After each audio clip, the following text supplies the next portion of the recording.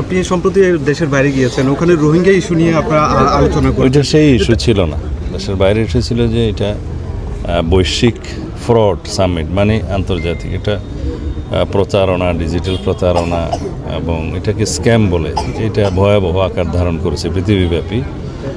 সেটার একটা বিশ্ব সম্মেলন হয়েছিল গ্লোবাল সামিট বলে, গ্লোবাল সামিট অন ফ্রড।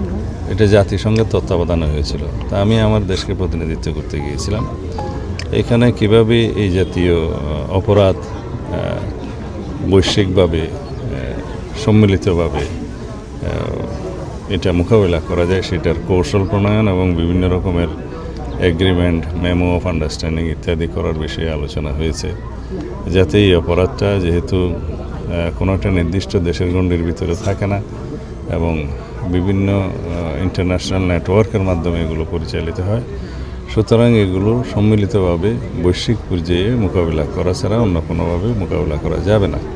তো সেই জন্য এটা জাতিসংঘের তত্ত্বাবধানে এই সম্মেলনটা হয়েছে। তো বৈশ্বিকভাবে সেটা ফ্রড, স্ক্যাম বা বিভিন্ন রকমের সেরকম অপরাধ যাতে মোকাবিলা করা যায় সেই জন্য কৌশল প্রণয়ন করা হয়েছে।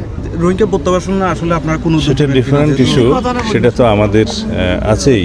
আমরা এটা আন্তর্জাতিক সম্প্রদায়ের সহযোগিতা কামনা করি সবসময়, যাতে বর্তমান সাহায্য সহযোগিতাও বহাল থাকে এবং ভবিষ্যতে তাদেরকে মর্যাদাপূর্ণভাবে তাদের নিজেদের দেশে প্রত্যাবাসন করা যায়। সেই জন্য আন্তর্জাতিক মহলের আমরা সহযোগিতা সবসময় কামনা করি এবং জাতিসংঘের যাতে এই বিষয়ে তৎপরতাটা আরও বৃদ্ধি পায় এবং শক্তিশালী হয় সেই জন্য আমরা আহ্বান জানাই এবং আমাদের প্রচেষ্টা এটা থাকবে, যেহেতু এটা আমাদের জন্য একটি বিশাল সমস্যা।